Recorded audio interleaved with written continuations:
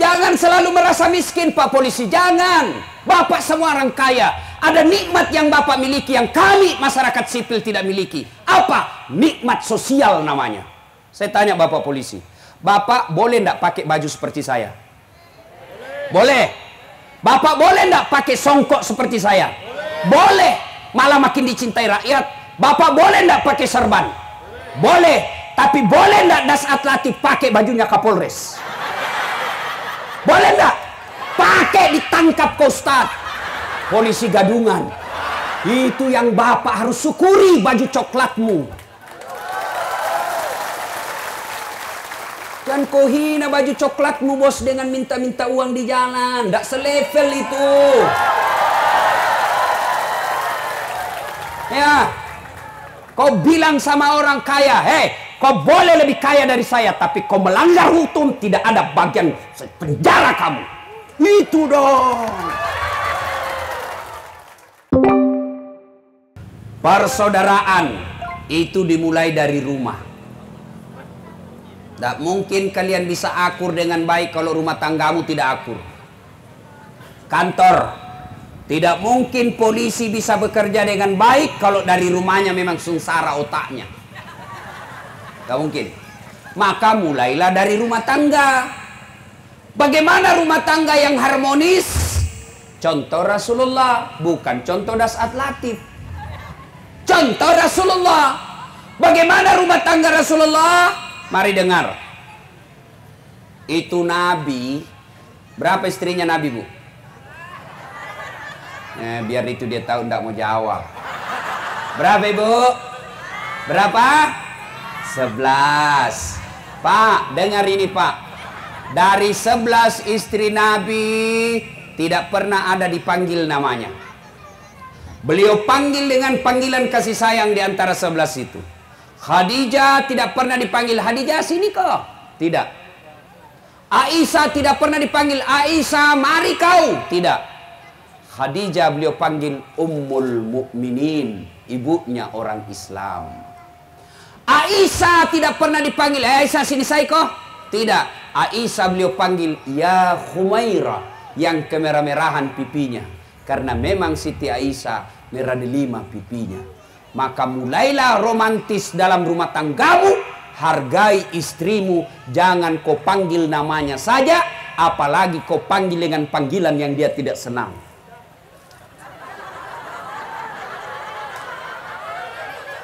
Panggillah istrimu. Wahai istriku yang termancung hidungnya.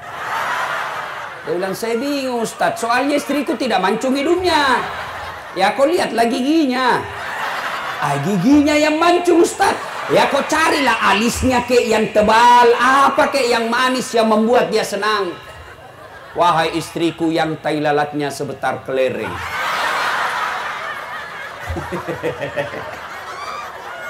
Jangan terlalu jujur. Mentang-mentang istrimu hitam kau panggil hitam. Hitam. Dia bilang istrimu hitam-hitam lahir anakmu. Hah? Coba, bapak-bapak, mulailah rumah tangga dengan harmoni. Gimana caranya? Perlakukan istrimu dengan semulia-mulianya. Coba, dengar lagi. Nabi pulang ceramah. Malam, ketuk pintu. Assalamualaikum ya Humairah. Tidak jawaban. Oh, Aisyah ternyata tidur. Ketuk. Assalamualaikum warahmatullahi wabarakatuh. Tidak jawaban. Sampai 3 kali tidak ada jawaban. Apakah Nabi marah?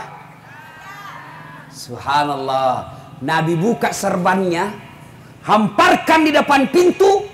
Beliau tidur beralaskan serban, rela kedinginan. Padahal beliau manusia pilihan. Yang Allah jelaskan, Muhammad, andai bukan karena engkau Muhammad, saya tidak ciptakan dunia dan isinya.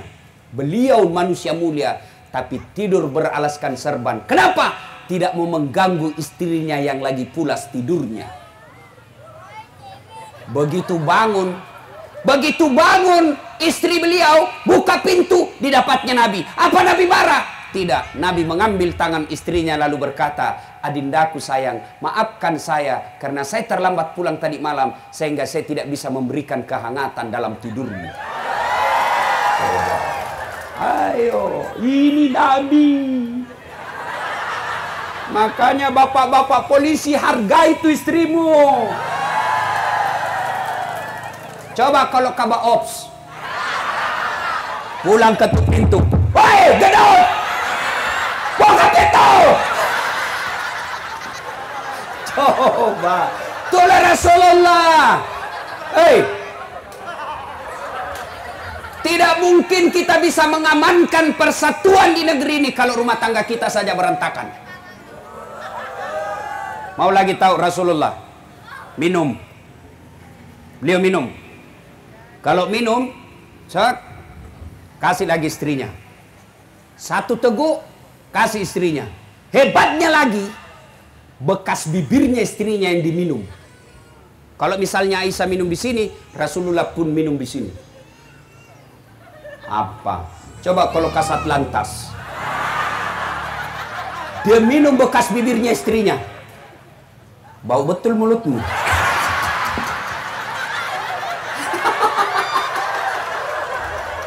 Apa? Ayo, itulah Rasulullah. Makanya jangan kau sengsarakan istrimu. Coba kalau bapak mentang-mentang baru polisi, baru 1 tahun jadi polisi, istri dorong dengan kau ini. Apa kau tahu gendut? Coba, jangan ketawa pak, saya serius ini.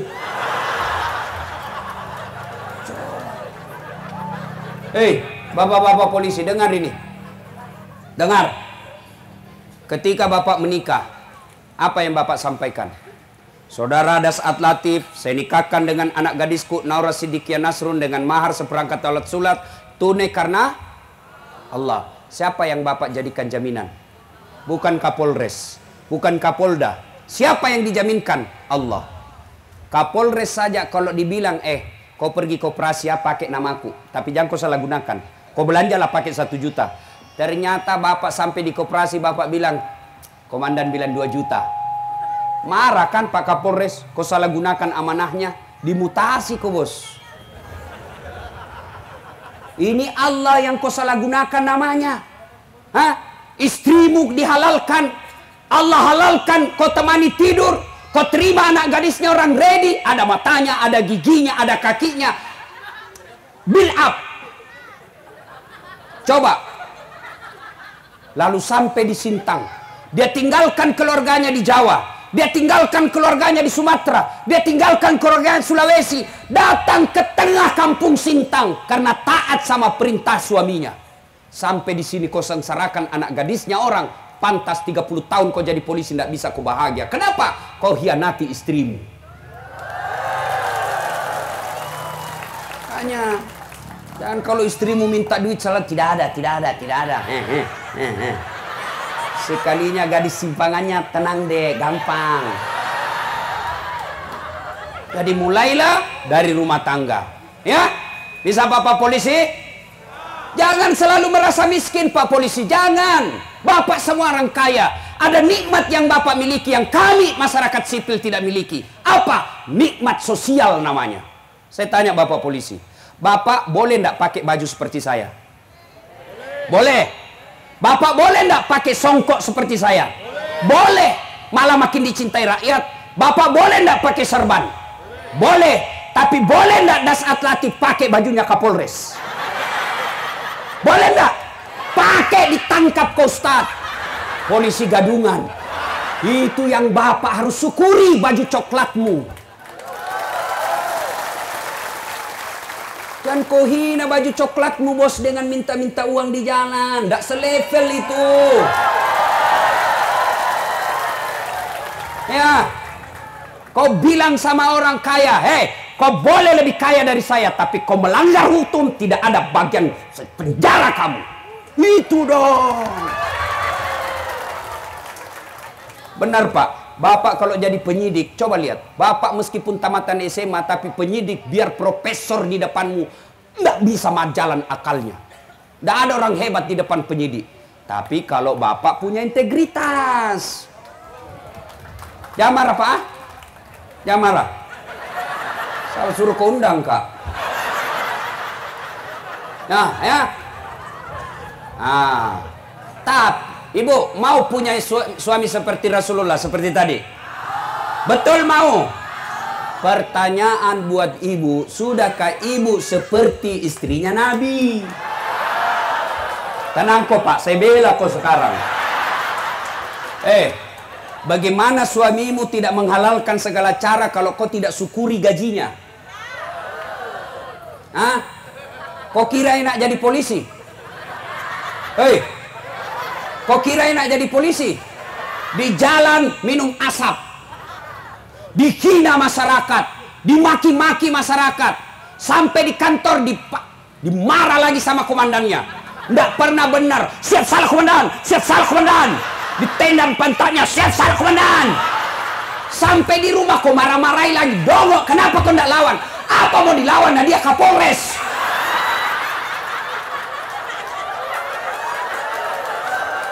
Dengar ini. Bu. Ibu kira gampang jadi laki-laki? Beberapa hari yang lalu saya di bandara, ada bapak-bapak yang ngurut refleksi. Pak, apa pendidikan bapak yang terakhir? Saya sarjana Ustaz. Kenapa mau jadi tukang urut? Tidak ada kerjaan yang bisa saya lakukan Ustaz. Saya tidak tega lihat anak sama istri saya lapar. Berapa gajimu Pak? 1 bulan? 1.200.000 Ustaz. Sarjana. Dan dia rela ngurut kakinya orang. Dia malu di depan keluarganya menjadi tukang urut, tapi dia rela lakukan. Kenapa? Karena dia cinta sama kalian istri. Maka jangan kau hina suamimu. Hormati suamimu berapapun penghasilannya. Demi Allah kalian ditanggung dunia sampai di akhirat. Kalian tidak sholat tuh suamimu yang tanggung kalian di akhirat. Kalian tidak puasa tuh suamimu yang ditanya nanti di akhirat. Kalian tidak tanggung dosanya suami, tapi suami tanggung dosamu sebagai istri. Makanya jangan suka marah-marah.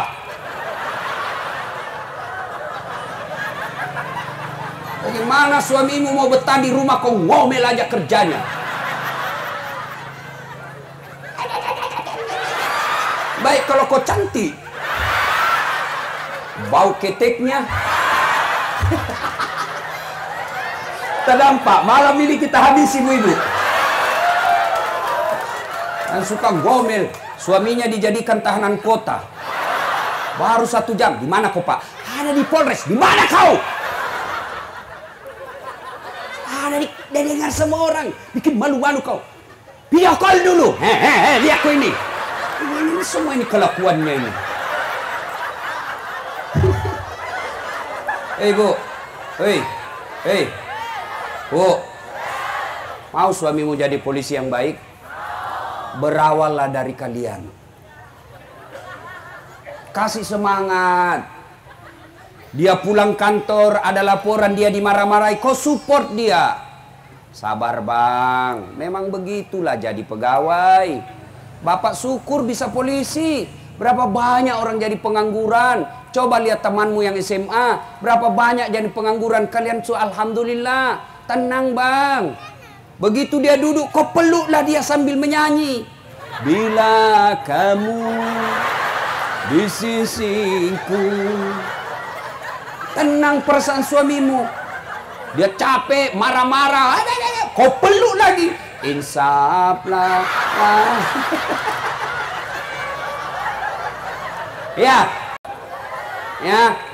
Hargai itu suami. Ya. Ibu tahu ndak enaknya jadi perempuan Islam? Ibu kalau ndak sholat, ndak puasa, suami dulu tuh yang ditanya di akhirat. Ditanya dulu. Itu lambat loading itu. Salatullah Salamullah ala toha Salatullah Salamullah ala Yasin Hadijah. Pulang Nabi terima wahyu, usia 40 tahun. Nerima wahyu, Iqra. Nabi menjawab, saya tidak bisa membaca. Iqra, tidak bisa membaca saya Jibril. Dipeluk sampai sesak napas. Pulang, menggigil Nabi, menggigil. Sampai di rumah, 3 hari 3 malam tidak pulang. Lalu Nabi berkata, istriku, saya kedinginan, selimuti saya. Kalau ibu-ibu Bayangkari, 3 hari suamimu tidak ada kabar. Kau telepon tidak dijawab, malah dimatikan HP-nya. Pulang tiba-tiba, ibu, selimuti saya, ibu, dingin. Kau selimuti? Tidak, kau interogasi. Dari mana kau? Dari mana kau? Mana itu HP-mu? Ini semua kelakuannya ini. Maka kalau mau menjadi istri yang baik, hilangkan sakwa sangka. Bagus itu kalau hidupmu tidak pernah sangka buruk sama suamimu. Tenang perasaanmu. Khadijah lakoni itu, tidak pernah buruk sangka sama suaminya. Apapun dia perintah, siap laksanakan. Ini pulang suamimu, HP-nya kau periksa semua. Bagaimana suamimu tidak cepat mati? Iya kan, tanya Pak Dokter, Pak Bupati. Orang kalau selalu tekanan jantung, mati didapat.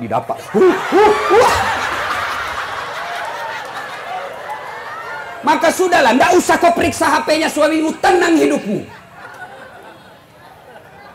Terpaksa kau dibohongi karena kita jujur, kau marah, lebih kau dibohongi. Besok-besok kau tahu kau dibohongi, ya itulah takdir burukmu. Bu, suamimu kau telepon, tidak ada jawaban, sangka baik kau. Oh, suamiku lagi sholat duha. Tenang perasaanmu. Telepon lagi tidak jawaban. Oh, suamiku berarti lagi rapat sama komandan. Sore ditelepon tidak ada jawaban. Oh, barangkali suamiku lagi tadarus. Tenang perasaanmu. Tiba-tiba masuk WhatsApp, saya lihat suamimu bonceng cewek, cantik betul. Oh, berarti suamiku lagi nge-grab. Tenang perasaanmu. Ya? Ya, Ibu? Ya. Jangan suka ngomel, kasihan itu suamimu. Bu, kita kira gampang itu jadi suami. Dipikir kasihan itu bagaimana penghasilan bisa nambah. Supaya anak kami bisa beli baju. Supaya istri kami bisa dibelikan emas. Itu dipikir semua suamimu. Maka jangan kau lukai perasaannya. Hormati. Alangkah bahagianya kami suami. Pergi cari nafkah. Rahasia di jalan. Kejar penjahat. Istrinya sholat duha dia di belakang.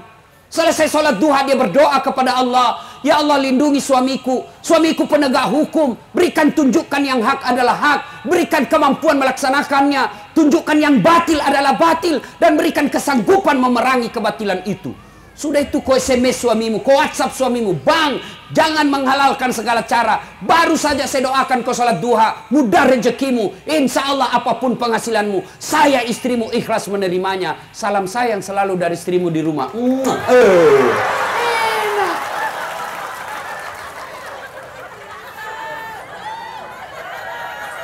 Jangan ketawa, serius orang ini. Ya. Enak kan kalau kita pulang disambut masakan kesenangan suami. Maka kalau sifatmu baik, biar suamimu goda siapapun tidak tergoda. Kenapa?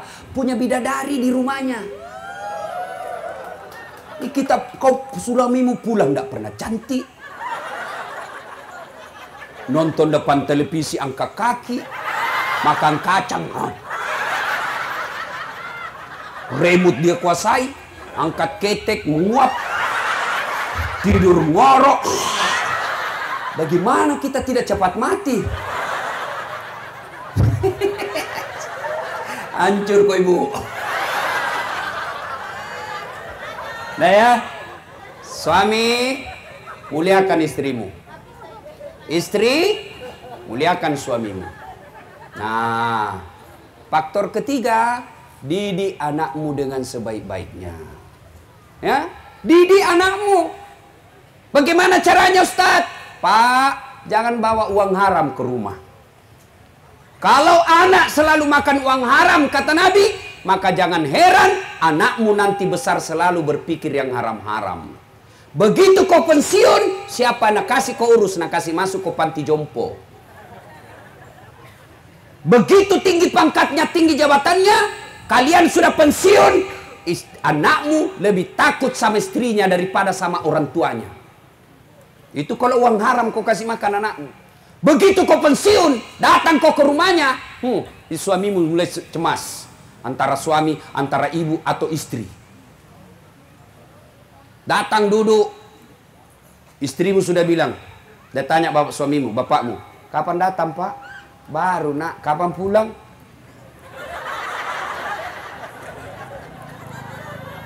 Ada di sini suami takut sama istrinya? Ada? Berhenti kau jadi laki-laki. Apa mau takut? Nah gajimu semua diambil. Belum naik saja itu sudah dia tahu itu perempuan. Dia sekongkol dengan bendahara. Kerjasama tukang cicil-cicil. Habis kita laki-laki. Jadi Ustaz tidak takut sama istri. Ngapain saya mau takut? Cuma istriku lebih berani dari saya. Dia bilang, mengamuk Ustaz. Kalau mengamuk, kenapa kalau dia ngamuk? Dia kasih pecah piring Ustaz. Kalau dia kasih pecah piring, kasih pecah kau satu lusin. Dia kasih pecah gelas, kasih pecah semua. Kenapa? Piring boleh dibeli. Piring boleh dibeli. Harga diri sebagai suami tidak boleh diinjak-injak istri. Takbir! Nah itulah semua yang takut sama istrinya.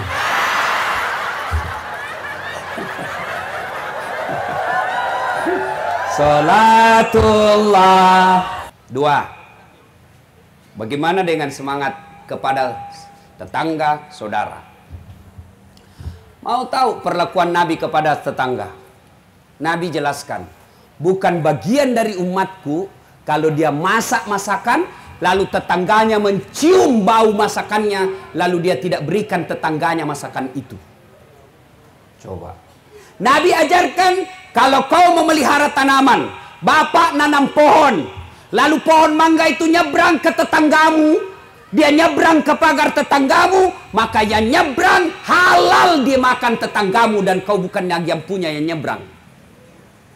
Jadi bapak tanam mangga, mangga tersebut nyebrang ke pagar tetangga, maka yang nyebrang haknya dan halal buat tetanggamu, bukan lagi kau yang punya. Langsung ada mahasiswa aku tanya, Ustadz bagaimana kalau istrinya tetangga menyeberang? Itu lain urusan, cilaka. Kau kena pidana itu. Ayo, itulah Rasulullah. Bapak mau, kalau mau ukhuwah persaudaraan kokoh di Sintang ini, syarat mutlak yang harus kita miliki pertama, pemaaf. Tidak bisa persaudaraan tumbuh tanpa pemaaf. Tapi coba Pak Polisi diludahi. Bisa kau diam? Kau aja mau? Kau berani nih polisi nih? Kenapa nih kalau kau polisi? Ayo kasih teladan. Apa motonya di tengah semua polisi? Apa? Coba Bapak hafal. Nah, apa itu yang selalu tertulis di depan kantor polisi? Siap melayani, mengayomi. Apa lagi? Itu. Kan saya bukan polisi. Mengayomi, melindungi, melayani. Coba Pak. Kalau Bapak amalkan ini, Bapak bukan cuma dapat gaji tiap bulan, tapi Bapak akan menjadi penghuni surga. Itulah Rasulullah. Coba kalau Pak Bupati, jangan percaya Pak Dokter, tukang tipu. Jangan percaya tukang tipu. Panggil komandan Satpol PP, polisi setengah.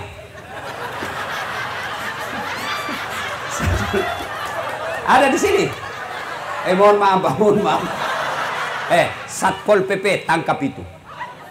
Rasulullah tidak. Makanya saya heran kalau ada orang Islam kerjanya menghasut. Saya heran kalau ada yang mengaku Islam tapi provokator. Saya heran kalau ada orang Islam tidak mampu menciptakan kedamaian. Tidakkah Muhammad sallallahu alaihi wasallam diutus rahmatan lil alamin, rahmat bagi seluruh alam. Maka Bapak Ibu saudara-saudara sekalian, kalau cinta kepada Rasul, maka jadilah kalian penyebar kepada perdamaian. Dan demi Allah, kalau kita ribut, Sintang ini ribut, bukan Dasat Latif yang sengsara, tapi siapa? Masyarakat Sintang sendiri. Nabi kalau berbicara soal persatuan, Nabi jelaskan umatku itu seperti badan ini. Coba lihat badan kita, Pak. Tangan kanan gatal tanpa disuruh kiri yang garuk. Tangan kiri yang gatal tanpa diundang kanan yang garuk. Gatal dua-duanya kerjasama. Akur kita. Coba lihat ini tangan. Beda tapi akur. Akur meskipun beda. Ini tangan.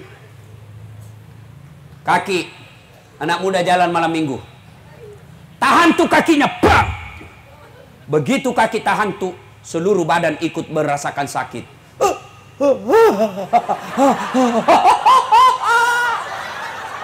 Coba. Kakinya tahan tuh, mulut bertahan. Coba. Yang kedua, mata mencari. Mana dia? Yang ketiga, mulut meniup. Keempat, tangan mengusap. Padahal kaki yang bermasalah. Tidak ada orang tahan tuh kakinya. Rasa kok jalan lagi. Jalan kok lagi. Iya, begitu mestinya di Sintang. Ada jadi bupati, ada jadi tentara, ada polisi, ada petani, ada politisi. Berbeda kalian punya kerja dan posisi. Satu tujuan, mengangkat citra dan kesejahteraan rakyat Sintang. Satu sakit, yang lain ikut merasakan. Maka masyarakat Sintang berkata, jangan kau ganggu bupatiku. Kalau kau ganggu bupatiku, kami masyarakat Sintang kau hadapi. Polisi juga berkata, jangan kau ganggu rakyat Sintang. Rakyat Sintang kau ganggu, saya tembak kepalamu. Oh itu dong persatuan. Jangan politisi menghina rakyat. Rakyat memaki politisi. Kapan kalian senang? Bersatulah. Ya, coba lihat. Hebatnya itu yang namanya persaudaraan. Banyak teman, murah rezeki. Saya selalu bilang begini, saya tidak banyak temanku, tapi temanku banyak. Temanku yang banyak uangnya. Saya tidak banyak uang, tapi banyak teman. Temanku banyak uangnya. Itu di Makassar, tidak pernah laku duit saya. Begitu saya ke pasar, baru turun dari mobil. Assalamualaikum Ustaz. Dalam hatiku, aman terkendali. Saya mau bayar, dia bilang, tidak usah Ustaz. Berapa Ji? Tidak usah Ustaz. Dalam hatiku, memang itu kutunggu. Saya ke Poltabes, Makassar, perpanjangan SIM. Keluar Pak Kapolres. Wassalam. Siap, Komandan. Ada apa Ustaz? Perpanjangan SIM, Komandan. Kasar Lantas. Bantu ini Pak Ustaz. Yang kau lagi minta uangnya, dosa uang Ustaz kau makan. Selesai Pak. Ayo, banyak teman, murah rezeki. Banyak teman, gampang selesai. Yang ketiga, banyak teman, gampang menang pilkada.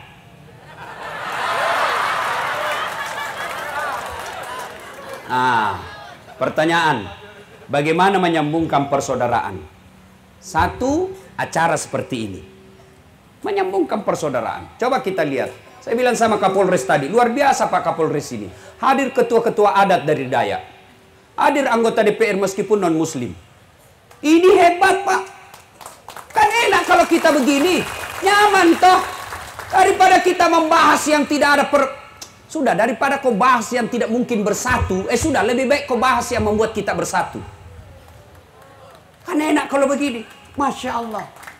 Ada Bugisnya, ada Jawanya, ada Dayaknya. Bagaimana menyambungkan persaudaraan? Acara seperti ini. Yang kedua, belajar dari sholat berjamaah. Orang Islam kalau sholat jamaahnya baik, itu persatuannya kompak. Coba lihat sholat jamaah. Yang datang dari kanan, masuk masjid, hadap kau ke kiblat. Yang datang dari kiri, masuk masjid, hadap ke kiblat. Yang datang dari belakang masjid, masuk masjid, hadap ke kiblat. Tidak boleh masing-masing mau menghadap dari asalnya. Yang datang dari kanan menghadap ke kanan. Yang datang dari kiri menghadap ke kiri. Begitu kau ruku, bagus tentu pantamu. Iya toh? Coba, mau lagi lihat belajar di berjamaah. Coba lihat kalau kita berjamaah. Yang masuk masjid segala macam suku. Tapi begitu takbir, satu bahasa, bahasa sholat. Nggak boleh pakai bahasa masing-masing. Kacau sholatmu di masjid kalau kau pakai bahasa masing-masing. Yang jadi imam habaib dari Arab, takbir pakai bahasa Arab. Allahu Akbar. Makmum datang orang Bugis, pakai bahasa Bugis. Pungalau ta'ala malopo. Nyusul datang orang Banjar, dia takbir pakai bahasa Banjar. Allah ganal bujur. Datang juga orang Kutai, nggak mau dia kalah. Allah pore benih. Oh, datang penjual nasi Padang, dia takbir pakai bahasa Padang. Allah nan gadang. Oh, ada mualaf masuk orang Toraja, dia takbir pakai bahasa Toraja. Punggalla ta'ala tonggo gajah. Woi, ternyata terakhir polisi dari Jakarta, anak Betawi, dia takbir pakai bahasa gaul dari Jakarta. Allah gede banget gitu loh. Kacau toh. Maka belajarlah kalian, belajar kalian dari sholat jamaah. Maka kalau Sintang mau kokoh persaudaraannya, yuk Bupati hidupkan sholat jamaah. Ya, cuma yang mabot malas orang datang berjamaah itu salah satu sebabnya, satu, manajemen masjid tidak bagus. Pengumuman saldo kas 70 juta, air kencing kita mau kencing tidak ada airnya. Saldo kas 70 juta, karpetnya 7 Muharram tidak pernah diganti. Kita sujud tai cicak didapat. Itu ada juga itu pengurus masjid begitu. Ya. Yang kedua, bagaimana orang mau ke masjid, tukang asannya menjengkelkan. Sudah tua.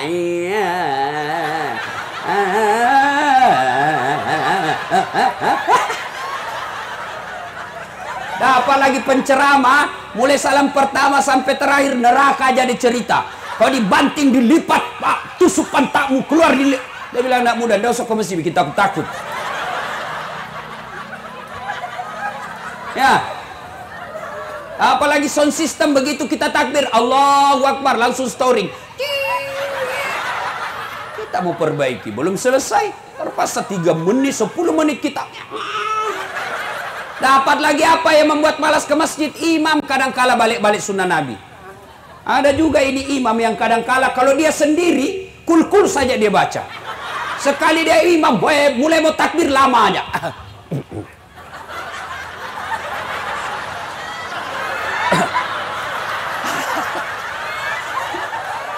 Terbalik, bos. Nabi bilang kalau kau jadi imam ringkaskan bacaanmu, jangan kau panjang-panjang. Itu sunnah.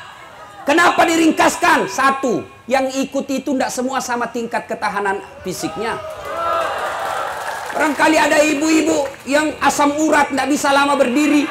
Barangkali ada juga anak muda yang mau sekali kentut.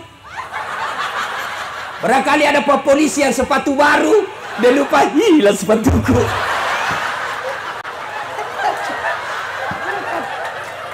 Makanya itu sebabnya Nabi bilang kok jadi imam ringkas. Kalau kau jadi imam baca yang umumnya orang hafal.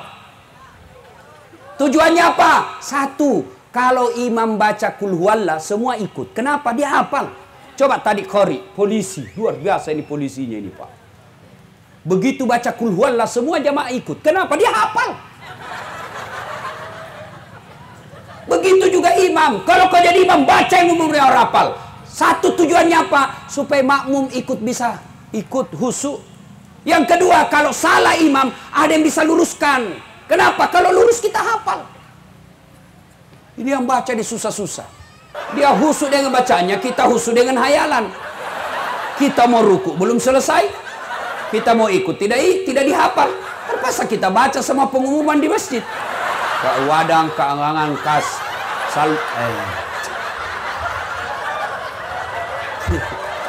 Sudah dibaca satu papan, Pak, belum selesai, dibaca lagi apa? Kalender.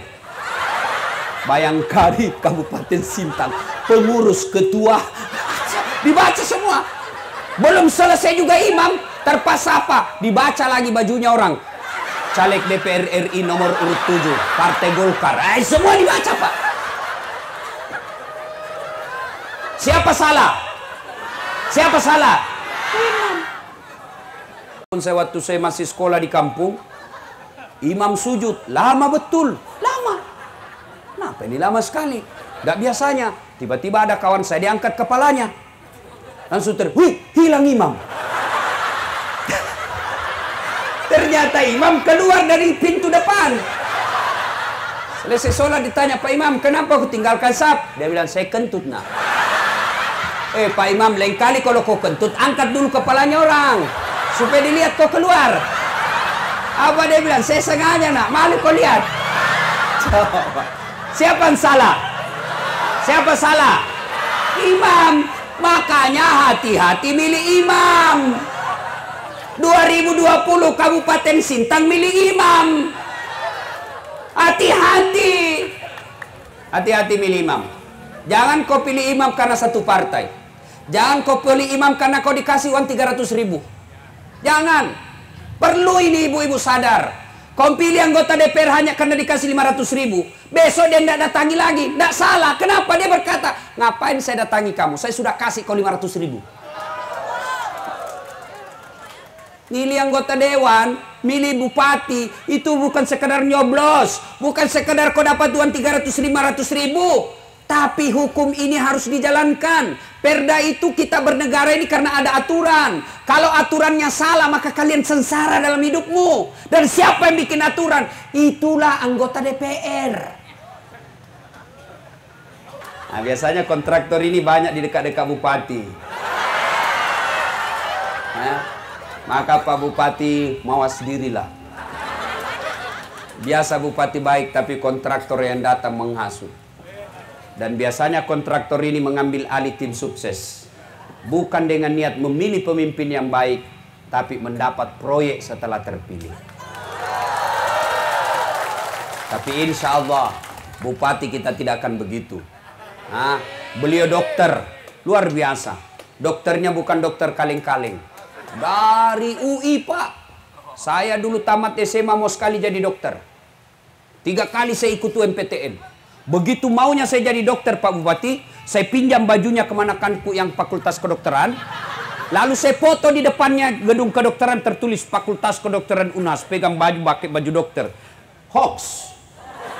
Berita bohong. Begitu maunya saya jadi dokter. Saya malah lulus di Sospol. Ternyata saya tahu kenapa saya tidak lulus di dokter. Saya pulang kuliah terjadi tabrakan jalan perintis kemerdekaan. Berceceran darah di jalan. Saya turun tolongin orang tabrakan. Dia yang tabrakan, saya yang pingsan. Ternyata saya tidak bisa lihat darah. Sampai sekarang kalau lihat video-video yang baku tikam kayak pening saya mau muntah. Seolah-olah Allah ingin berkata, bagaimana kamu jadi dokter? Kau tidak bisa lihat darah. Temanku yang lulus jadi dokter tugas di Kepulauan Aru. Beberapa saat yang lalu mau lebaran saya telepon. Kau pulang lebaran dok? Tidak. Rugimu itu jauh-jauh cari uang pegawai. Baru kau tidak bisa lebaran sama orang tuamu. Mahal tiket Ustadz. Bisa 60 juta kalau saya pulang Ustadz. Di mana kami dapat uang begitu? Dalam hatiku untung saya jadi Ustadz. Nggak pernah saya bingung beli tiket. Kenapa? Kapolres yang beli.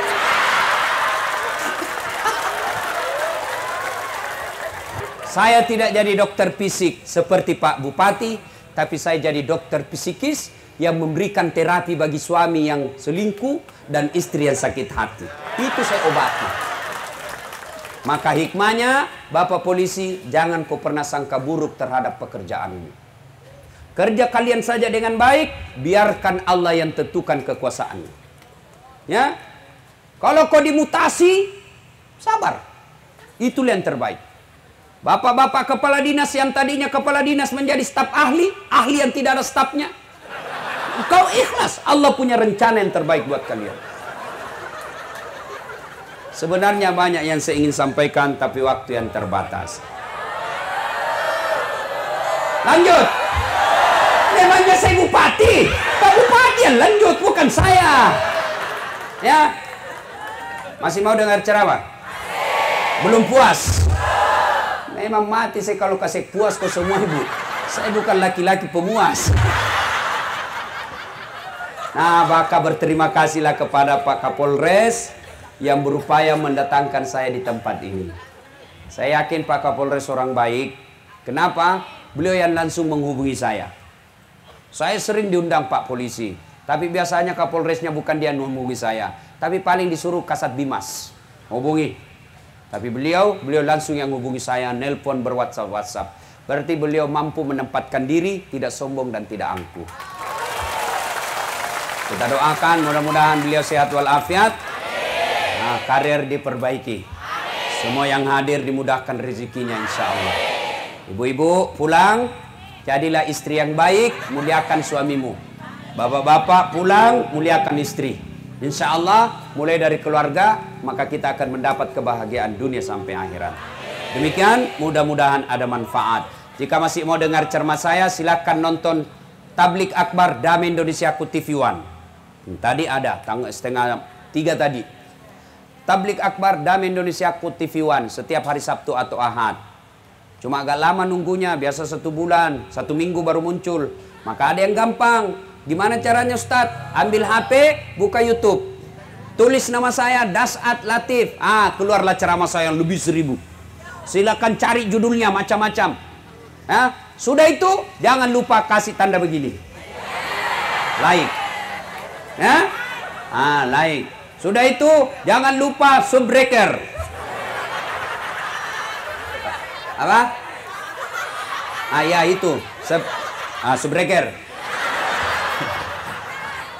Jangan kau kasih begini bos, jangan kasih begini. Kalau kau kasih begini ceramah aku nak cari kau malaikat pencabut nyawa. Masa ceramah kau kasih begini? Ayat ini disampaikan bos, amar ma'ruf nahi mungkar, masa kau kasih begini? Kalau lagu dandut boleh lah. Cuma cepat habis kota, 1 jam menguras kota. Maka saya sediakan namanya Cersi, ceramah singkat, 1 menit saja, 1 menit. Gimana caranya Ustaz?